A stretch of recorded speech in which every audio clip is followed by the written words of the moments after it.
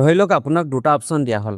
Option 1, এতিয়াই এই মুহূৰ্ততে আপোনাক 10 লাখ টকা দিয়া যাব। আৰু অপশ্যন 2, আপুনি প্ৰতিদিনে 100 টকাকৈ পাই থাকিব, কিন্তু আগন্তুক 30 বছৰলৈ। এতিয়া কওক, বেছিকৈ মানুহে কোনটো অপশ্যন চুজ কৰিব বাৰু? অবভিয়াছলি 10 লাখৰ অপশ্যনটো চুজ কৰিব, কিন্তু অলপ গভীৰকৈ ভাবিলে দ্বিতীয়টো অপশ্যনটো আচলতে বেছি পাৱাৰফুল হ'ব পাৰে।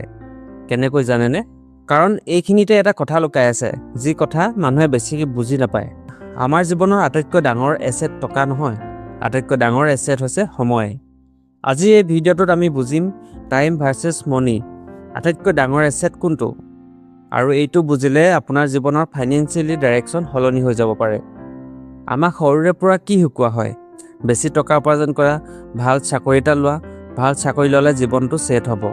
এনেদৰে আৰু ছ'চাইটি, ফেমিলি, স্কুল সকলো ঠাইতে একেটাই মেছেজ, বেছি টকা উপাৰ্জন কৰা, ছাকচেছ হ'বা। সেইকাৰণে মানুহে কি কৰে?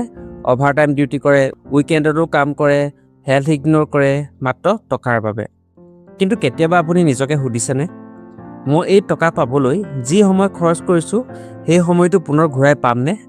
উত্তৰটো একেবাৰে সহজ। টকা হেৰুৱালে পুনৰ উপাৰ্জন কৰিব পাৰি, কিন্তু সময় গ'ল মানে গ'ল, ঘূৰি নাহে কেতিয়াও। তাৰ পিছতো আমি আমাৰ জীৱনৰ আটাইতকৈ মূল্যৱান বস্তুটো, যিটো সময়, প্ৰতিদিনে বিক্ৰী কৰি আছোঁ। এটা চিম্পুল উদাহৰণ লওক। দুজন মানুহ, ৰাহুল আৰু অমন। ৰাহুলে এটা হাই পেইং জব কৰে, মাহেকে 1.5 লাখ টকাকৈ দৰমহা পায়, দেখিবলৈ পাৰফেক্ট লাগে। কিন্তু প্ৰব্লেমটো কি জানেনে? ৰাহুলৰ সময় ৰাহুলৰ নিজৰ নহয়। ৰাতিপুৱা 9 বজাৰ পৰা ৰাতি 9 বজালৈকৈ কাম, ষ্ট্ৰেছ, প্ৰেছাৰ, ডেডলাইন এইবোৰ লৈ দিনটো কাম কৰে। তেওঁ কিন্তু টকা আছে, কিন্তু সময় নাই। এতিয়া অমনক চাওঁ। অমনৰ চেলাৰী 60,000, ৰাহুলতকৈ কম। কিন্তু অমনে এটা গুৰুত্বপূৰ্ণ কথা বুজি পাইছে, মই অকল টকাই নহয়, মই ফ্ৰীডমো বিচাৰোঁ। সেইকাৰণে তেওঁ কি কৰে? নিজৰ টকা ইনভেষ্ট কৰে, ছাইড ইনকাম বিল্ড কৰে আৰু নতুন নতুন কাম শিকে। প্ৰথমে ষ্ট্ৰাগল হয়, কিন্তু তেওঁ কাম নকৰিলেও অলপ অলপকৈ তেওঁ ইনকাম আহিবলৈ আৰম্ভ কৰে। ইয়াত এটা পাৱাৰফুল কনচেপ্ট আছে, active income versus passive income. Active income হৈছে য'ত আপুনি কাম নকৰিলেও টকা আহে, যেনে চাকৰি, ফ্ৰিলেন্সিং এইবোৰ। আৰু পেছিভ ইনকাম হৈছে য'ত টকাই আপোনাৰ বাবে কাম কৰে, যেনে ইনভেষ্টমেণ্ট, এছেটছ এনেধৰণৰ। ৰাহুলে কি কৰি আছে? টাইম দিছে বাবে পইচা পাইছে। আৰু অমনে কি কৰি আছে? টাইম আৰু পইচাও লগতে ইউজ কৰি মোৰ মনি মোৰ টাইম পাইছে। এইটো এটা স্মল ডিফাৰেঞ্চ যেন লাগে, কিন্তু এইটোৱে জীৱন সলনি কৰাৰ মেইন ডিফাৰেঞ্চ। এতিয়া অলপ মাইণ্ডৰ কথা বুজোঁ। সাধাৰণতে মানুহে এটা ট্ৰেপত পৰে, ইনষ্টেণ্ট গ্ৰেটিফিকেশ্যন। মানে কি? এতিয়াই সুখ লাগে, এতিয়াই ৰিজাল্ট লাগে, এতিয়াই এনজয় কৰিব লাগে, চেলাৰী আহিলেই সুখ, শ্বপিং কৰিলেই সুখ। কিন্তু এইটো শ্বৰ্ট টাৰ্ম হেপিনেছ। লং টাৰ্মত কি হয়? ছেম চাইকেল হয়, কাম কৰা, টকা উপাৰ্জন কৰা, খৰচ কৰা, পুনৰ কাম। এই চাইকেলটোত সময় লাহে লাহে শেষ হৈ যায় আৰু মানুহে বুজি নাপায়।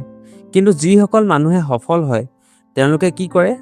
আজি প্লিজাৰ ডিলে কৰে, ফিউচাৰৰ বাবে ইনভেষ্ট কৰে আৰু লং টাৰ্মভাৱে চিন্তা কৰে। এইটো বৰিং লাগে আৰু শ্ল' লাগে, কিন্তু এইটোহে ছাকচেছৰ ৰিয়েল ৰাস্তা। এতিয়া আচল সত্যটো বুজোঁ। সময় কিয় আটাইতকৈ ডাঙৰ এছেট?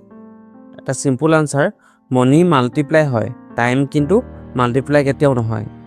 আপুনি 1000 টকা ইনভেষ্ট কৰি 2000 কৰিব পাৰে, কিন্তু এটা দিনক 2টা দিন কৰিব নোৱাৰে। সকলো মানুহৰ 24 ঘণ্টা একেই। ডিফাৰেঞ্চ ক'ত জানেনে? কিছুমানে সেই সময়টো বিক্ৰী কৰে আৰু কিছুমানে সেই সময়টো ইনভেষ্ট কৰে। এইটোহে ৰিয়েল গেইন। আৰু এটা পাৱাৰফুল কনচেপ্ট, যদি আপুনি প্ৰতিদিনে 1 ঘণ্টা নতুনকৈ কাম শিকে, 5 বছৰৰ পাছত আপুনি এক্সপাৰ্ট হ'ব পাৰে। আৰু যদি প্ৰতিদিনে 200 টকাকৈ ইনভেষ্ট কৰে, 10ৰ পৰা 15 বছৰত লাখ লাখ টকা হ'ব পাৰে। ভাবকচোন, আপুনি এতিয়া 25 বছৰীয়া, আপোনাৰ হাতত এনাৰ্জি আছে, টাইম আছে, অপৰচুনিটি আছে। যদি আপুনি এতিয়া মাত্ৰ টকাৰ পিছত দৌৰে, 40 বছৰ বয়সত আপোনাৰ টকা থাকিব পাৰে, কিন্তু ফ্ৰীডম কম হ'ব, হেল্থ কম হ'ব, টাইম কম হ'ব। কিন্তু যদি আপুনি এতিয়া ফ'কাছ কৰে, স্কিল বিল্ড কৰে, ইনভেষ্টমেণ্ট আৰম্ভ কৰে, মাল্টিপুল ইনকাম চ'ৰ্চ সৃষ্টি কৰে, তেতিয়া আপুনি 40 বছৰ বয়সত আপুনি পাব মনি, টাইম উইথ ফ্ৰীডম। এইটোহে একচুৱেল ৱেল্থ। এতিয়া কুৱেশ্যনটো হৈছে, তাৰ বাবে আপুনি কি কৰিব লাগিব? তাৰ কাৰণে চিম্পুল ষ্টেপ কেইটামান আছে। প্ৰথম হৈছে সময়ক ৰেচপেক্ট কৰক, প্ৰতিদিনে অলপ সময় ইনভেষ্ট কৰক, লাৰ্ণিং, হেল্থ, গ্ৰ'থ সকলোতে ইনভেষ্ট কৰক। 2 নম্বৰ, মাত্ৰ আৰ্নিং নহয়, ইনভেষ্টিং আৰম্ভ কৰক। সৰু এমাউণ্ট হ'লেও প্ৰব্লেম নাই, কনচিষ্টেঞ্চি ইম্পৰ্টেণ্ট। 3 নম্বৰতে এক্টিভ ইনকমক পেছিভ ইনকমলৈ কনভাৰ্ট কৰক। চেলাৰী কিছু অংশ এছেটত লগাওক। 4 number time buying mindset develop কৰক। এনে ডিচিশ্যন লওক যিয়ে ফিউচাৰত আপোনাৰ সময় ফ্ৰী কৰিব। আৰু 5 নম্বৰতে ডিলে গ্ৰেটিফিকেশ্যন শিকক। আজি ছেক্ৰিফাইচ কৰিলে কাইলৈ ফ্ৰীডম পাব। আৰু এটা শেষ চিন্তা কৰি ভিডিঅ'টো সামৰণি দিম। যদি আপোনাক 1 কোটি দিয়া হয় কিন্তু আপোনাৰ জীৱনত মাত্ৰ 1 বছৰ বাকী থাকে, আপুনি সুখী হ'বনে? নিশ্চয় নহয়। কিন্তু যদি আপোনাৰ হাতত 40 বছৰ সময় থাকে আৰু অলপ টকা থাকে, আপুনি সেইটোক বহুত ডাঙৰ কৰিব পাৰে।